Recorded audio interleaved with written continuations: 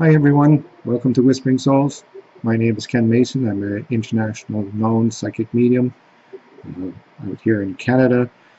And one of the things that I've decided to do is to come up with some uh, YouTube videos, basically to come up and show people how to do stuff in a very simple way. I do get a lot of people ask me questions about how everything works, how to do stuff, and how to which courses to take to complete what they need to do. And what I'm finding is that a lot of the courses that people offer can be very, very complicated. They can take a lot of time, a lot of money. People, you can go to a course and sit in there with 10, 12 people, and because the instructor doesn't spend time with everybody, or you at least cannot spend time with everybody, you can often leave a course very frustrated. So the whole point of me starting these courses is to allow people to test yourselves, to be able to go in there and say, I'm interested in doing this, and take this kind of YouTube introduction to psychics and mediums and healing without spending money, and say, yeah, maybe I do have an interest in it. Yeah, I have, some kind of, validation coming back from these courses or these videos. And then you can go ahead and choose who you want. As I said, I've been doing readings and ran my own psychic fairs. I've done mediumship events for people. I have to apologize. I've had a stroke last year, so sometimes my mind kind of goes out of whack when I'm talking. I sometimes forget what I'm supposed to say, or have to remember what I'm trying to say. So if I sound weird, please, I apologize up front. But again, my whole point here is to get rid of all the esoterical stuff that's out there. I call it crap. I'm not very PC oriented. I will say what I want to say, and I will call it crap if it's crap, and I don't find a nice, soft, cozy little word for it. There's too much of that stuff out there. I think you'll get the information a lot faster if I just don't try to sugarcoat it. It's the same as my reads. The way I do reads is I start with tarot cards. I bring in your spirit guide who will tell you what you need to know. I have my own spirit guide by the name of Bernard. He tells you everything else you probably don't want to know, and they'll bring in your past loved ones and everything else that you may want to know. I'm very, very strong at trying to give the information that people want to know, not people, not stuff that I just want to give you. There's a lot of psychics out there who just, you pay them the money and they just ramble on for 20 minutes, and then you're lucky, you say, well, that's all I have, and they walk away.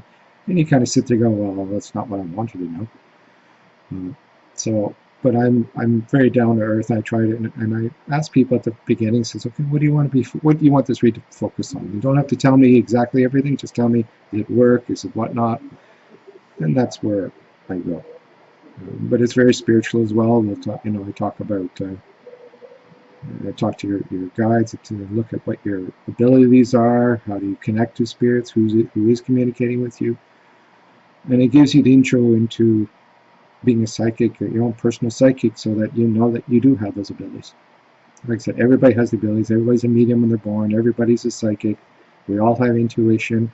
We're all being warned at times about certain things that we should pay attention to. We are not, I am not something special. I'm not anything superior to you or anybody else. And if a psychic thinks they're superior to everybody else, then their ego will crush them, and you just won't get a good read. So it's very important that if you meet a psychic or you work with a psychic, that psychic has to have a medium ego. If you can't be a psychic if you have low ego, but you have to have a medium ego, and that's just so that you can allow the spirit to give the information that is supposed to be given to the client, and not your ego pushing things on the client. And some of the courses, a lot of the videos will be on certain topics. One of the topics that, and this one will be Well, if you're going to see a psychic, what should you be prepared for? Well, the first thing, obviously, is if you go in and walk in and see a psychic, and they ask you for money right up front, well, the end, in my thought, would be, well, why? You haven't given me any work yet. You haven't given me any service. And, the reason why a lot of psychics do that is because they're afraid if people just walk away and not pay them or say it wasn't a good read. So if a psychic does that to you and won't read you, then say, hey, give me 10 minutes. Give me the first 10 minutes, and if I agree that you connected with me, then I will pay you the money. Because a good psychic will be able to connect with you within the first 5-10 minutes. They will not be asking all 10 million questions. They will not be trying to figure out who your husband is. They won't try to figure out who's passed on. They will just simply tell you or look at you and say, hey, well, this is what I feel is going on with you, and they'll start connecting to stuff that's going on, and they shouldn't be asking any questions. In that case, within 5-10 minutes, you should be able to give your something. It's the same as a psychic, who reads you for 20 minutes. All of a sudden, an alarm goes off and says, when he looks at it, he says, hey, you know what? If you want more information, you have to pay the extra $20. Well, if you're booked already for the $40 or 40 minutes, you shouldn't be stopping at 20 minutes and being demanded for extra money. These are little tricks that non-psychics will use just for money. If you're looking for a psychic, go by word of mouth. Go talk to people who've seen psychics. A lot of psychics who have these huge advertisements everywhere, or advertisements saying, oh, you know what, I'm almost booked up. I only got one left, and hurry, hurry, hurry.